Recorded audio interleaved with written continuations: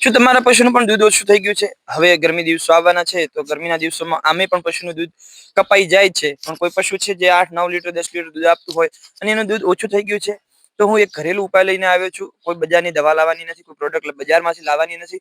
તમે એ પ્રોડક્ટનો ઉપયોગ કરશો, કઈ રીતે એને બનાવશો, કઈ રીતે પશુને આપશો, એ તમામ માહિતી આ વિડીયોમાં જણાવીશ. પણ તમારા પશુને દૂધ પર લાવવાનો સારો એવો ઘરેલું ઉપાય છે. તો વિડીયોના અંત સુધી બન્યા રહો અને જે મિત્રો નવા હોય એ ચેનલને લાઈક કરે, શેર કરે અને સબસ્ક્રાઇબ કરે. જય દ્વારકાધીશ.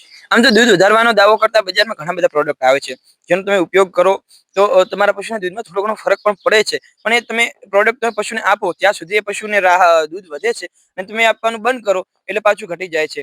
અને તમે બધી મોંઘી દવાઓ લાવી થાકી ગયા છો, કંટાળી ગયા છો, તો રોકાઈ જાઓ. આ વિડીયો પૂરો જોઈ લો, તમારી સમસ્યાનું સમાધાન મળી ચૂક્યું છે. હું ઉપાય વિશે વાત કરું એના પહેલા એક વાતની ચોખવટ કરી દઉં કે ઘણા બધા પશુપાલકો જે નવા છે એમને એમ લાગતું હોય કે ઘણું ફીડ મૂકવાથી, ઘણો ખોળદોડ મૂકવાથી પશુ વધારે દૂધ કરવા માંડે. તો તમારી જે આ ધારણા છે એ સાવ ખોટી છે. પશુને તમે એક સંતુલિત આહાર આપો. પશુની જરૂરિયાત મુજબનો જો આહાર આપવામાં આવે તો એના શરીરના જરૂર પ્રમાણે જો આપવામાં આવે તો પણ એ કાફી છે પશુને દૂધ પર લાવવા માટે. તમે તગારા ભરી ભરીને ખોળ મૂકશો તો તમારું પશુ કોઈ 10 કે 20 લીટર દૂધ નથી આપવાનું. પણ જો એને તમે બેલેન્સ્ડ ફીડ આપશો, એને સંતુલિત આહાર આપશો, તો તમારું પશુ અવશ્ય દૂધ વધારે કરશે. તમે સૂકો ચારો અને લીલો ચારો બંને આપી શકો છો. માત્ર સૂકા ચારાથી પશુ દૂધ કરતું નથી અને એકલા લીલા ચારાથી પણ પશુ દૂધ કરતું નથી. તો શક્ય હોય તો બંને પ્રકારનો ખોરાક પશુને આપવો જોઈએ, જેથી પશુ દૂધ સારું કરે. એક બીજી ભૂલ જે નવા પશુપાલકો છે એ કરે છે કે એ લોકો પશુને પાણીની વ્યવસ્થા નથી કરતા. મારા દરેક વિડીયો તમે આગળ પણ મેં વિડીયો બનાવેલા છે, જોઈ શકો છો.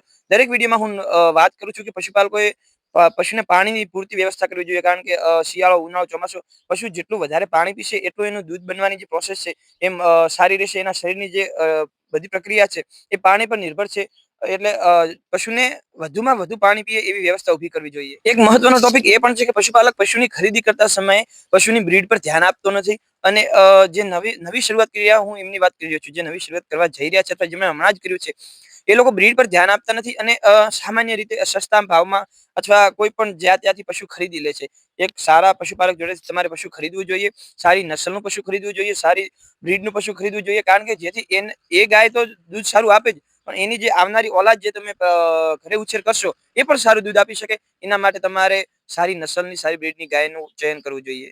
તમે આ ભૂલ જે કરો છો આ સુધારવાની જરૂર છે. તો આ તો મેં તમને વાત કરી તમારી ભૂલો વિશે, શું બાબતનું ધ્યાન રાખવું એના વિશે. પણ જે ઘરેલું ઉપાય વિશે હું વાત કરવાનો છું એ હવે તમને જણાવું છું.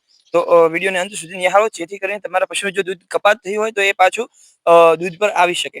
તો તમારે મિત્રો 3 વસ્તુ લેવાની છે: ગોળ, ઘઉંનો ભરડો અને મહત્વની વસ્તુ છે ટોપરું, જે આપણે કોઈ પણ કરિયાણાની દુકાન પર મળી જશે. ટોપરું પશુનું દૂધ વધારવા માટે અને પશુના ફેટને મેન્ટેન કરવા માટે બહુ મદદરૂપ થાય છે. તો તમારે 3 વસ્તુ લેવાની છે. આપવાની કઈ રીતે છે તો એ પણ તમને જણાવી દઉં. તમારે ટોપરું લેવાનું છે અને એને શક્ય હોય તો ટોપરાની છીણ પણ, કતર પણ કરિયાણાની દુકાન પર મળી જશે. અને જો ના મળે તો તમે ટોપરું લાવી શકો છો. ઘરે એને કૂટી અને એના ઝીણા ઝીણા કટકા કરી લેવાના છે. તમારે ગોળ લાવવાનો છે અને ઘઉં લેવાના છે. ઘઉં ભરડાવી અને પશુને આપવાના છે. ઘઉંનો ભરડો કરાવી એમાંથી 1 કિલો થી 1.5 કિલો જેવા ઘઉંનો ભરડો લઈ અને પાણીમાં ઉકાળી દેવાનું છે સારી રીતે. અને જ્યારે 15 થી 20 મિનિટ એ કમ્પ્લીટ ઉકળી જાય, એ રાંધી દેવાના. આપણી દેશી ભાષામાં કહું તો રાંધી દેવાનો છે ભરડાને. રાંધી એમાં ગોળ એડ કરી દો. ગોળ પૂરી રીતે એમાં ગળી જાય એટલે એને ઠંડુ થવા દો.